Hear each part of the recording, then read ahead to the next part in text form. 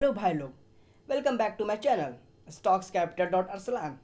आज जो मैं स्टॉक्स आपको बताने जा रहा हूँ वो अपने में अनोखा है। अगर आप स्टॉक मार्केट में न्यू हैं या पुराने हैं, कोई फ़र्क नहीं पड़ता। यह आपके लिए गोल्डन अपॉर्चुनिटी है ये स्टॉक लेने का। यह स्टॉक्स आपकी किस्मत बदल देगा। ये हमारी आज और कल दोनों बदलने आया है। ग्रोथ परसेंटेज की बात करूँ तो इसमें ग्रोथ परसेंटेज की तो भरमार है। भारत ने कंपनी का ये स्टॉक इतना सस्ता कैसे हो सकता है? यकीन तो नहीं होता होगा, लेकिन हमें यकीन करना है और हमें ये स्टॉक्स को बाय करना है। ये मेरा मानना है कि ये स्टॉक्स आगे जाके हमें एक अच्छी रिटर्न दे सकता है। आपको स्क्रीन पर इसकी प्राइस दिख रही होगी। इसकी प्राइस है 117। आपको प्राइस देखकर अंदाज़ा लग गया होगा ये कौन सी कंपनी का स्टॉक है। ये स्टॉक है एनटीपीसी की। तो वीडियो में बने रहें और अंत तक देखें और जानें ये कितना ऊपर जा सकता है। तब तक मेरे चैनल को सब्सक्राइब करें, लाइक बटन को क्लिक करें, बेल आइकन को प्रेस करें। चलिए अब आते हैं इसके चार्ट्स पर, जिससे आपको इस स्टॉक्स के बारे में और क्लियर हो जाए। इसकी अगर करंट प्राइस की बात करूं मैं, तो आपको इसकी करंट प्राइस दिख रही होगी 117 रुपीज़। अगर इसकी लो की मैं बात करता हूं तो मैंने मार्क कर दिया है, इसने 2020 में 75 रुपीज़ से 78 रुपीज़ तक का लो बनाया था। वहाँ से ये रेगुलर बढ़ता हुआ दिखा है। अगर आपको स्क्रीन पे लाइन दिख रही होगी, ये वाइट लाइन, तो ये वाइट लाइन इसी अप ट्रेंड को मार्क करता है। ये रेगुलर बुलिश ग्राफ शो करता हुआ दिख रहा है। अगर हम आते हैं इसके पुराने रिकॉर्ड्स को, जिससे हमें और क्लियर हो जाए कि ये स्टॉक्स कैसा है, इसकी कंसिस्टेंसी क्या है, ये कितना मिनिमम और मैक्सिमम कवर करता रहा है। चलिए आते हैं इसके 2019 के रिकॉर्ड पर।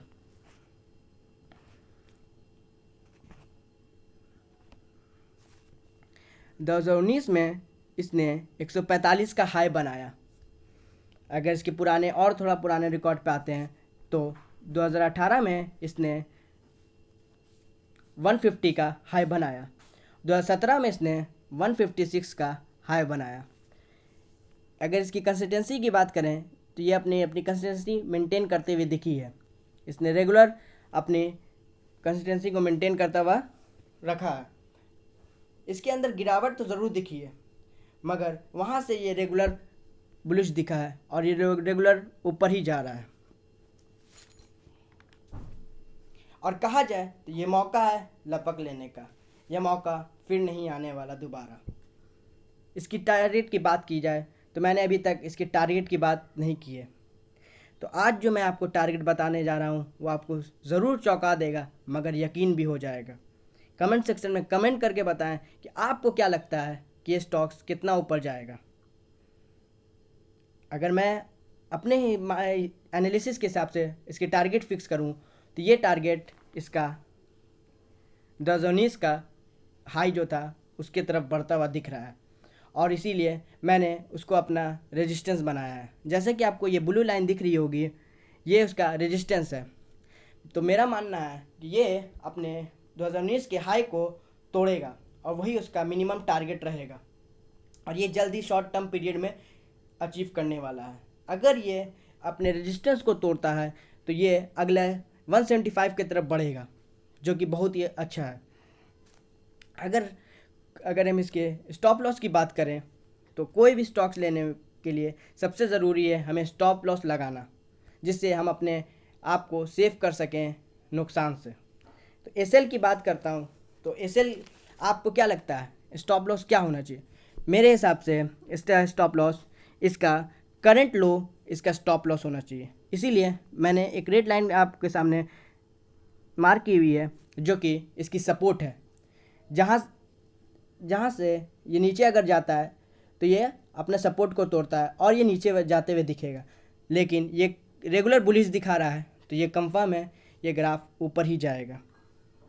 तो अगर हम टारगेट फिक्स कर लेते हैं तो टारगेट रखते हैं हम लोग। चलिए टारगेट फिक्स करते हैं। पहले टारगेट की बात किया मैंने, ये 145 मिनिमम टारगेट अचीव करने के लिए बढ़ेगा, और अगर ये 145 को क्रॉस करता है तो इसका नेक्स्ट टारगेट रहेगा 175 और ये जल्द ही अपने शॉर्ट टर्म पीरियड में कंप्लीट कर लेगा।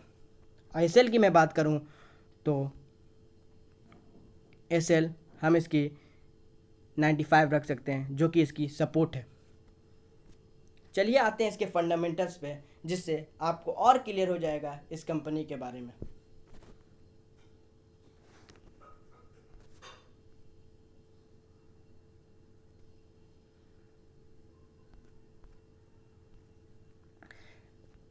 जैसा कि आपको दिख रहा होगा स्क्रीन पे, ये एनटीपीसी का मैंने स्क्रीन आपको दिखा रहा हूँ। यूटिलिटीज़ पे देखते हैं, ये पावर जनरेशन का काम करती है, लार्ज कैपिटल कंपनी है एंड लो रिस्क कंपनी है। हमें हमेशा रहता है कि हमें लो रिस्क कंपनी मिल जाए और ये उसमें से एक है। चलिए इसकी कुछ फंडामेंटल्स को चेक करते हैं। इंट्रिंसिक वैल्यू, इसकी इंट्रिंसिक वैल्यू की अगर गौर किया जाए, इसकी करंट प्राइस इंट्रिंसिक वैल्यू से कम है और ये हमेशा कहा गया है कि अगर इंट्रिंसिक वैल्यू करंट प्राइस से ज़्यादा होता है तो वो अच्छा स्टॉक होता है। तो मैं मार्क करता हूँ इस मामले में ये स्टॉक अच्छा है। रिटर्न वर्सेस एफडी रेट की बात करूँ तो रिटर्न वर्सेस एफडी रेट में भी बहुत अच्छा है। डिविडेंड की बात करूँ तो ये डिविडेंड के मामले में सबसे बेस्ट स्टॉक माना जा सकता है, क्योंकि इसकी डिविडेंड परसेंटेज में आगे आपको बताने वाला हूँ, मगर डिविडेंड इसकी रिटर्न बहुत अच्छी है। एंट्री पॉइंट का बताऊँ तो ये एकदम सही वक्त है ये स्टॉक्स लेने का। जैसे कि आपको स्क्रीन पे भी दिख रहा होगा, good time to consider, stock is not overbought. तो ये एकदम सही वक्त है ये स्टॉक्स उठाने का। नो रेड फ्लैग्स, इसमें कोई भी कमी नहीं है, कोई भी नेगेटिव पॉइंट नहीं, ये साफ इससे पता चलता है। तो ये अगर ओवरऑल इसकी परफॉर्मेंस देखूँ तो ये ओवरऑल हर क्राइटेरिया को कवर करता हुआ बढ़ता ही जा रहा है और इसमें अपने टारगेट को अचीव करने की क्षमता है, जो कि 145 का, जो जल्द ही शॉर्ट टर्म पीरियड में ये कंप्लीट करेगा। चलिए आपको इसकी शेयर होल्डिंग के बारे में बताते हैं कि इसकी शेयर होल्डिंग कितनी परसेंट डिस्ट्रीब्यूटेड है। अगर हम शेयर होल्डिंग के बारे में बात करते हैं तो 51% आपको दिख रहा होगा प्रमोटर के हाथ में है। प्रमोटर होते हैं कंपनी के ऑनर, तो कंपनी के ऑनर के पास 51% है। माना जाता है जिस कंपनी का स्टॉक 50% से अबव उसके ऑनर के पास होता है वो शेयर बहुत ही बेहतर होता है। म्यूचुअल फंड की बात किया जाए तो 19.26% इसकी म्यूचुअल फंड में होल्डिंग है। अदर डोमेस्टिक इंस्टीट्यूट 14.65% का इसका शेयर होल्डर है। अगर फॉरेन इंस्टीट्यूट की बात करते हैं तो 11.94% की शेयर होल्डिंग फॉरेन इंस्टीट्यूट में। फॉरेन इंस्टीट्यूट क्या होता है? फॉरेन इंस्टीट्यूट होते हैं बाहर की कंपनी जो इनमें इन्वेस्ट करते हैं, तो ये भी बहुत अच्छे हैं। इस मामले में 11.94% का इसमें हिस्सेदारी है।